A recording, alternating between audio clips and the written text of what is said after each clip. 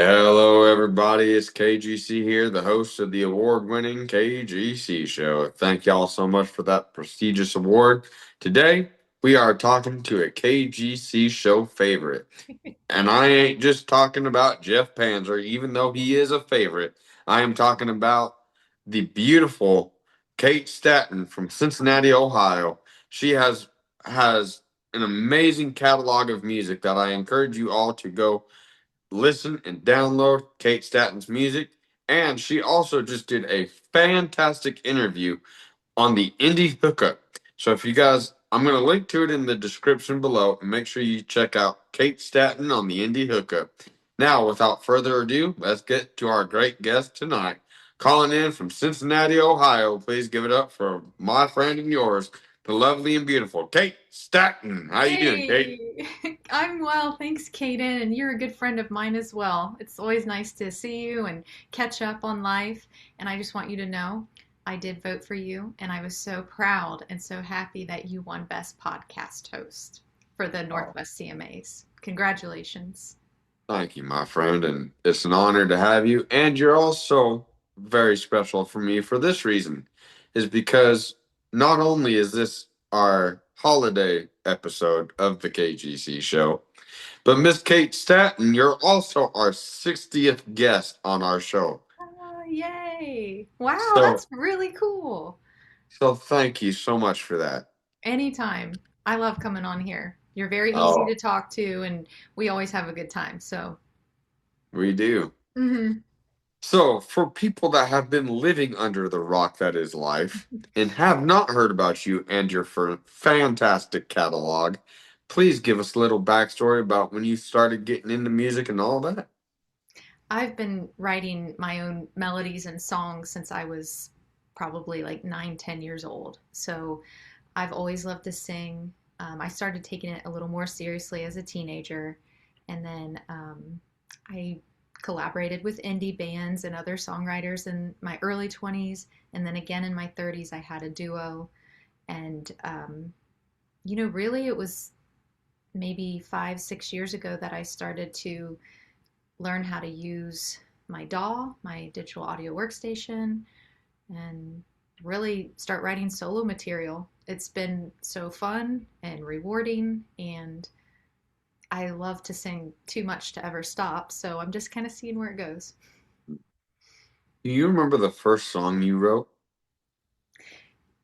First coherent song that made any sense was probably this song when I was 10. And it still didn't really make much sense, but it was called Come Back Babe. And it was to Sonic the Hedgehog 2, Sonic the Hedgehog 3, the ice level. And I wrote this melody. It was like, "Come back, babe, I'm waiting for you." And then it was like a call and response, "Come back, babe, yeah." And then my friend Kristen sang the part of, "Don't you move, I'm waiting for you. Stay right there, I'm coming for you." It's just like, I don't know where it came from. I obviously never had a boyfriend or anything like that. But I was so moved by that video game music that I wrote a top line melody. And I used to record them with a tape player. Now you record them with your phone. Don't you demo them with do demos on your phone? I do, and then I move the audio file into my DAW, and then I work around. I usually use that as like the idea, the genesis of the song, and then I'll usually track piano around that and add a structure, and then I send it to my friend Tomas in Germany, and we have fun back and forth. So Can you talk to us a little bit about how you get that piano melody in your head? Do they often come to you in waves, or does that certain song just fall out on the piano? Uh, no, usually it's a melody that comes to mind and I hum it and then I find it on piano. I think if I was like an expert pianist, I would probably do that more and start at the piano. But I usually start with chord progressions I really enjoy and then hum melody and then figure out how I want to arrange the piece. Yeah. What's your favorite part about music? The first thing that popped in my head just now is that there's always something to learn. I'm never bored by music because every day I learn something new, whether it's the history of it or something about theory or something about other songwriters. I think there's always something to better yourself with, and I'm kind of addicted to that momentum, I think, with always learning, always growing. Yeah. What's been the greatest response from one of your songs that have been out there and people have just not made it their song? Yeah. Um, Maybe 3 months ago on YouTube, I got a comment in Greek and I hit Google Translate. And I don't know what made it so poetic, if it was the comment itself or the translation, but it was basically saying that your song is like philosophy to me or something along those lines. And I just melted. I just thought that was the sweetest, coolest comment I've gotten. But anytime I read genuine comments on YouTube or X or wherever, and uh, it just is so nice to know as a songwriter that something I've created because I liked it or because I wanted to do it, that it resonates with someone else. That means a lot. I think the connection is is what keeps me going. Like knowing someone else out there likes it is really really cool. Do you find more strength in your capability as a songwriter now that you don't work as much with the 12 Below? I know that you did a lot of great music with the 12 Below guys because I'm a big fan of their music. Mm-hmm. And let's talk about that. How did that come to be? Uh, oh yeah, they helped me so much. So I think any collaboration, and I highly recommend collaboration for any artist. It helps you see different sides of yourself. They can push you to try something new. Um, yeah, I highly recommend collaborative work. It makes you grow, and they helped me a lot in many ways. So I'm always grateful for that.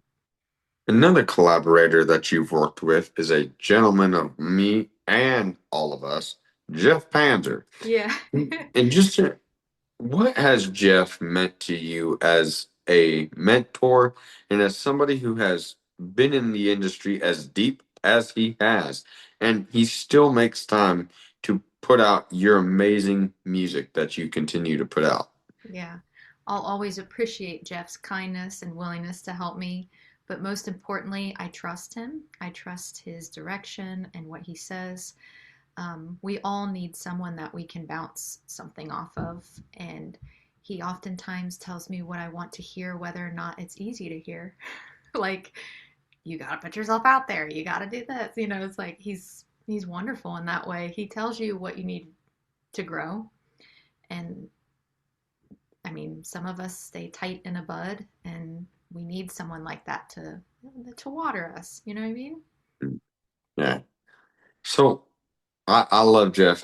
Like I said at the top of the show, I would not be the award-winning podcast host if I did not take Jeff's advice from changing my podcast name, which you were a guest on, by the way, the Yes, Spokane Man podcast. I was. So we go way back. Yeah, we do. Longtime friends now, Yes. and But can and in the future continue. yes, We'll watch yes, each other grow. yeah. But if it wasn't for Jeff giving me that phone call to change my name from Spokane Man to the KGC show, I don't think I would be here today. I know I wouldn't be here today. So thank you, Jeff, for the impact that you've had on both of us. And like what you said, Hmm. getting out there and just collaborating and just music is a people business. It If you're is. not a people person, you shouldn't be in it. Yeah. Same thing with the podcast thing. So, make sure you get out there and collaborate because you never know who you're collaborating with, also. Yeah. And I'd like to piggyback on that and say thank you, Jeff. Heartfelt thank you for everything. I really appreciate it. Now, I'm not shining the light on things just for a second. And I want to talk to you a little bit about your songwriting process and what, when you're having a writer's block, which I'm endure that you must have sometimes. Hmm. Every musician has them. How do you overcome them? So it's really easy to start to panic, like thinking that you'll never feel creative again. It's so easy to fall into that anxiety trap. So I've found in the past the best way is to start nurturing other things I'm interested in because then it refills me, it fuels me. Um, whether that is some kind of exercise or some other artistic endeavor, I think that these things feed off one another. And when you're inspired, you may be inspired again with music. So I don't think the answer for me is necessarily listening to more music or pushing myself to more music. It's the last time I went through a spell like that, it was allowing myself to just take a break and be okay with that and realize creativity isn't something that is going to go away forever. So calm yourself down and and it allowed me to expand in other areas, which then fueled my music again. So um, that's what I would say. And journaling, always journal, even if it's not creative writing, it even if it's just like writing down your day and your wins of the day. I think it's very important for gratitude to write down your wins of the day and what vent for the day, what happened that didn't go well too. Your journal is basically like another person. You're just writing it Hmm. down, you I know? write a lot. Do Yeah. you enjoy journaling as well? Oh man, I don't sit down and write as much because it's hard for me to write words, but I will get on my laptop or my phone Mm-hmm. and I will just get in a Google Doc or in the notes and just type away. Yep. Whether they're new ideas for the show or new questions for a guest that I've talked to 1,000 times. Uh, Yeah. but I always think that writing your ideas down helps you become more scripted, and whether that be your music or whether you are doing a podcast, having an outline of something you can look at and feel confident in, that's a huge thing as well. I think you're spot on. And I think it's also like alchemy. As soon as you get it out, and it's like, I like to old school handwrite, but I've typed as well. And I feel like as soon as it's out, the feeling has changed about it. So Yeah. that's really interesting to then look back, read what you wrote maybe a few days later, and your whole perspective could be different. And you're like, I felt like that. What was I thinking? Or and then some things you can cross off the list or check off the list, and it just feels very satisfying. What has your international success meant to you? Because you've had a lot of success, not only working with some great people from all over the world, but you've had that international success. What does it mean to you? I love that because I like the anonymity and I like like my Spotify Wrapped. I like that the top 5 countries, um, most of them were European. And um, I recently, for the first time, collaborated with someone out of Japan. And that was really neat because I don't speak Japanese. I also don't speak much German, and I collaborated with many German artists. So um, I think it goes back to that learning thing I was talking about with music. And you said relationships. I think the two of them together, building connections and never stop learning with music. It's exciting to connect over something, even if the language doesn't match, you're still connecting over a shared goal. Yeah. Now, to show the fans of the podcast that I'm a true Kate Stanton fan, I want to talk to you about a song that you released called Lost and Found. I love this song. It's so catchy. I think when people hear it, that it's just going to catch them. So, can you talk to us a little bit about Lost and Found? Yeah, I wrote that song. Actually, I was taking a walk and I did sing that one into my phone. And it was just about a quote. I think it's a Rumi quote about just take the steps and then the path appears. It doesn't always like you know the path and then take the steps. Just start taking the action, take the steps, and the path will appear. And I really thought about that. I was taking a walk, and um, I think that's how you, when you're feeling lost, and we were talking about creative blocks and stuff. I was feeling a little lost. Like what is my purpose with music? And then I felt found again because I just did the work. I just did the writing, and that inner critic can be very harsh. Yeah. Hmm. And what you created with that song is by far in your top five. I mean, Oh, and I thank you. and I shouldn't be the one saying it because I love all the stuff you do, and it's not just biased because I'm on here, but your music is. I can personally tell you in these tough things, Lost and Hmm. Found's that first song that Oh, I always put on because that's awesome. yeah, I'm lost in the moment, but I'm also found in the new hope that I'm going to gain from the, just living. So Absolutely. music has a healing power like your music. And so that's why I wanted to bring up Lost and Found was because of how much it's helped me through what I've gone through. That means the world because two things. One, um, I wrote that song entirely and produced that song entirely on my own, aside from adding some percussion. So I was very proud. I felt like at the time, and that was written in February 2025, and I did have Tomas polish it up and add percussion. But to me, that song encompasses my skill level at the time. So I felt very proud. Like this is the best I can do as a producer. So thank you for saying that's your favorite because I pick apart my work. I think a lot of people do, a lot of artists do. And then two, one of my intentions and dreams is to spread hope.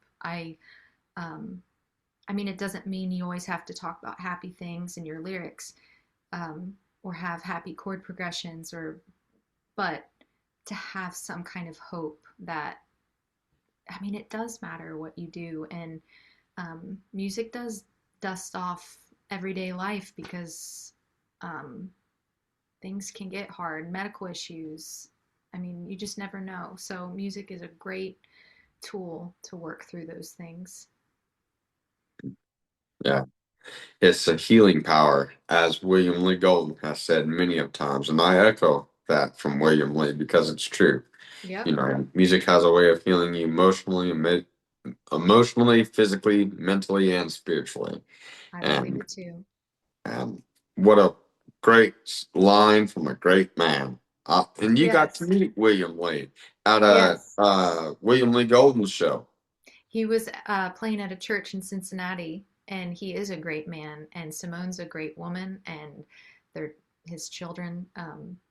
They were all sweet and took time to meet with fans and talk to them. And um, I was picking his brain a little bit after the show. He took the time to talk to me about just music and production and ideas and stuff. So I'll always remember that he took time out of his stay. You know, yeah.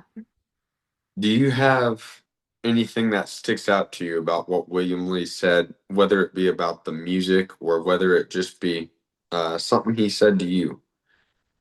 I like what you just said about the healing power. I think William Lee is a legend. He's a legend baritone. He's been around in the music business forever, got that golden voice. And if he said that, he's spreading some wisdom because, and we should listen because he's seen it all and it is healing.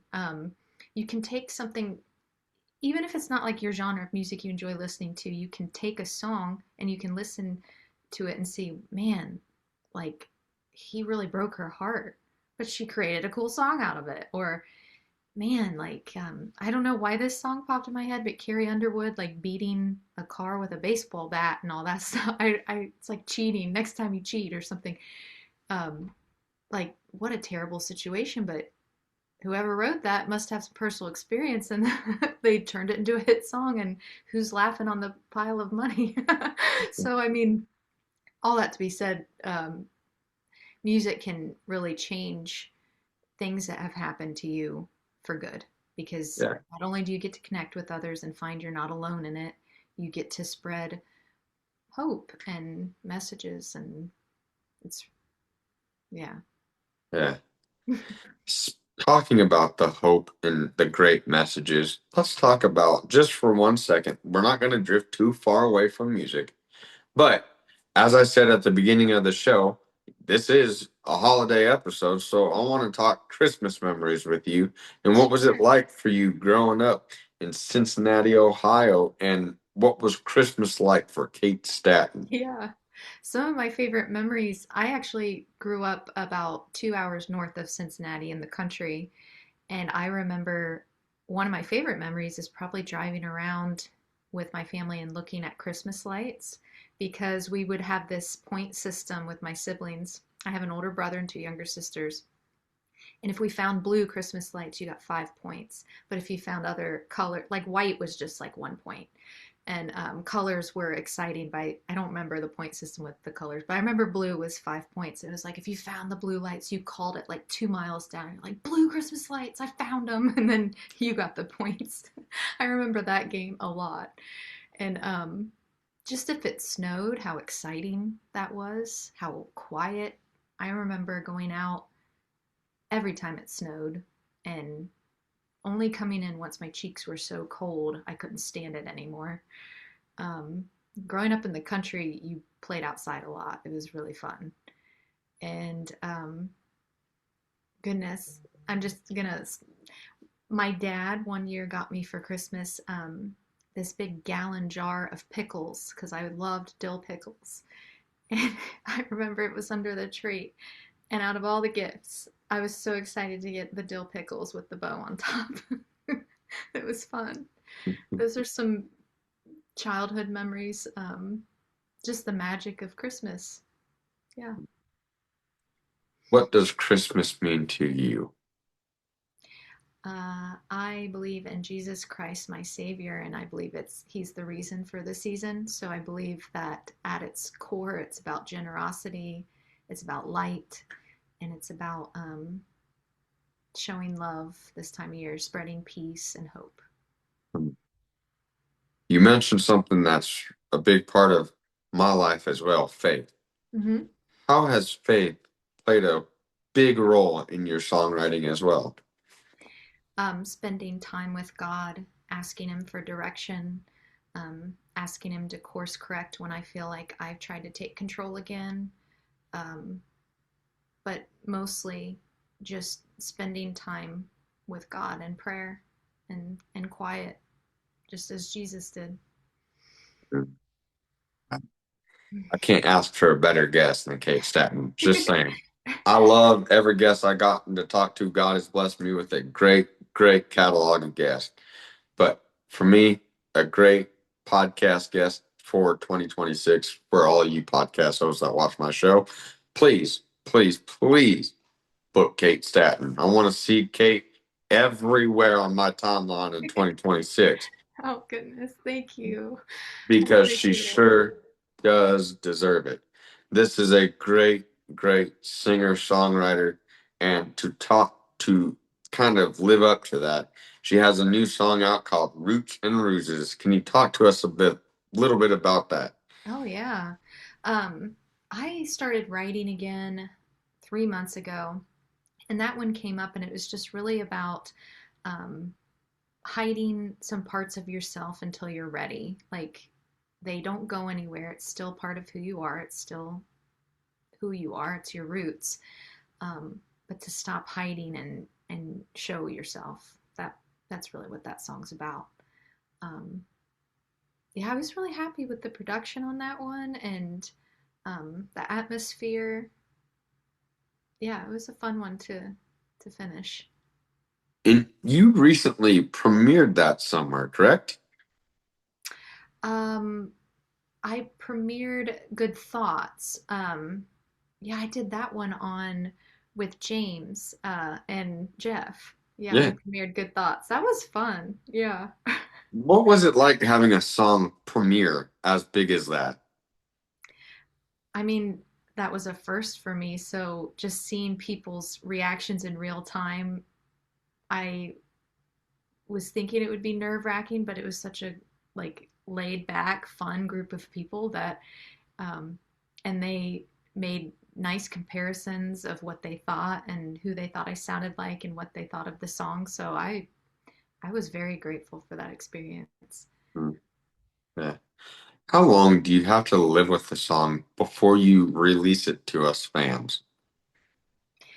Um, I usually do like a gut check, and if it sounds good enough to my ears, and I feel in my intuition that it's good to share, then I'll share it.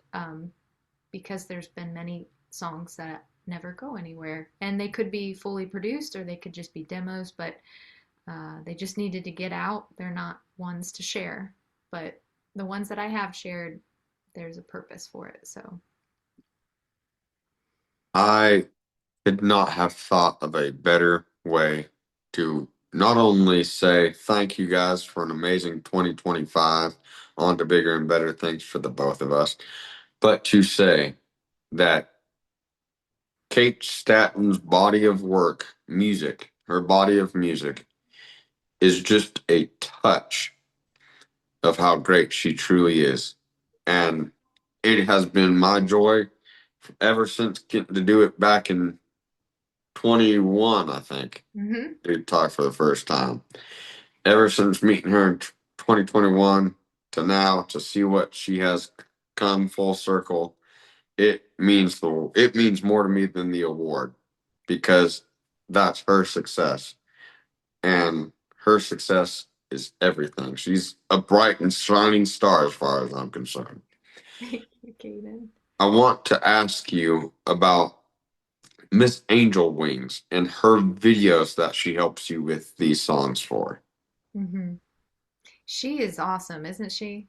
Oh my Yeah. goodness. And thank you for inviting me to her birthday party online. That was really sweet. She seemed to really love that. And um, I don't know. Okay, so for Good Thoughts, she had this very creative video of a book opening and these little dancers coming out of the book. It was so magical. I don't know how she comes up with this stuff.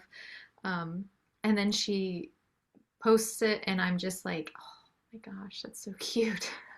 I think she's very creative and she's very kind, and it takes a lot of work. And I want her to know that we appreciate all the work she puts behind that because that does not go unnoticed. I know that has to take time and effort and everything.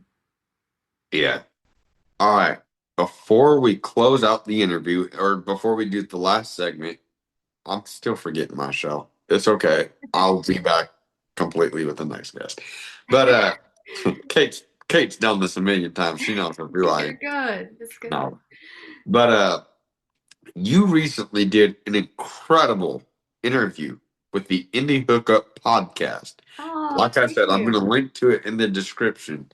But what was that experience like, and what's that show like?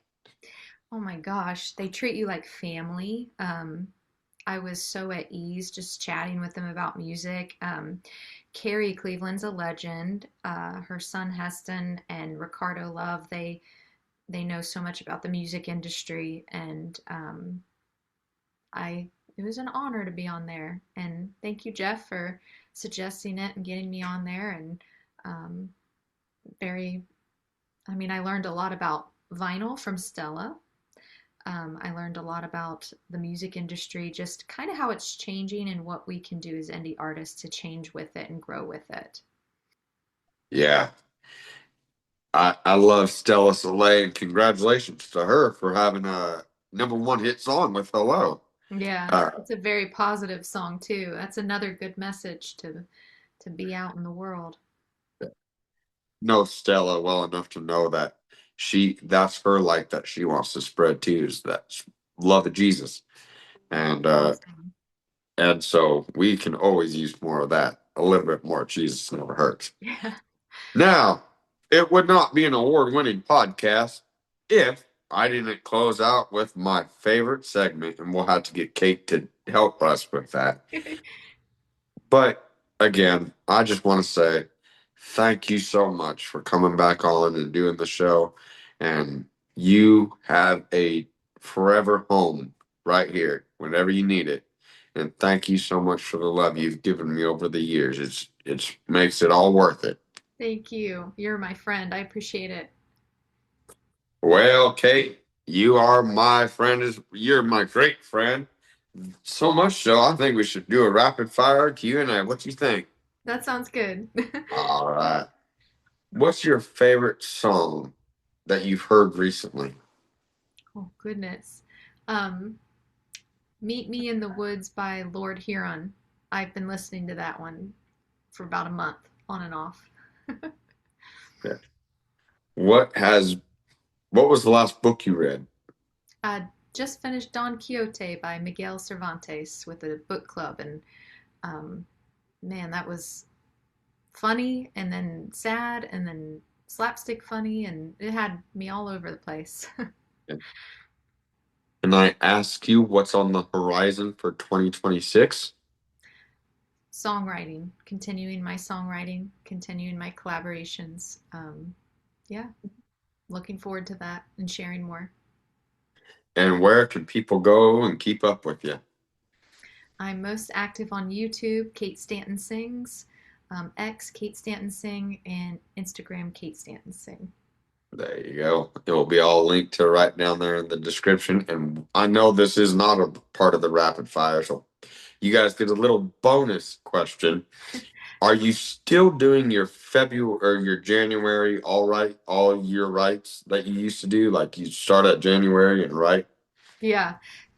January, I'm usually preparing for it, and then February is like a just this unleash the creative camaraderie online of just um, not even thinking about it, just creating, putting it out there, seeing if it works, taking the demos, cherry picking what sounds good, throwing out what doesn't, and then polishing them up. Yeah, I do that every February.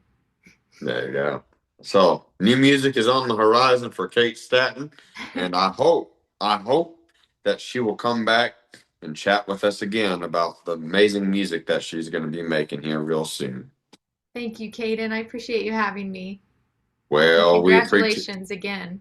Well, thank you, Miss Kate, and thank you so much for the legacy that you have brought to my show.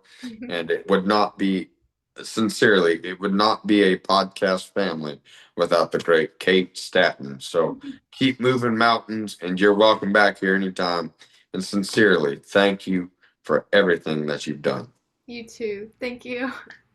Well, we love you guys. Love one another. And don't forget to follow Kate Staton on all the social medias. And I almost got that out without messing up. Please, please make sure to go follow her music everywhere. Go follow her on YouTube. Go watch her on the Indie Hookup. And then after you get done watching her on the Indie Hookup, come watch my show with this amazing. Go watch our other interviews. I guarantee you, they're just as entertaining as this one. We love you guys. Love one another. From KGC and Kate Staton, Merry Christmas. And we wish you all the best in 2026. More to come. Kate Staton, everybody. Thanks, Kate. Thank you. Merry Christmas. Merry Christmas.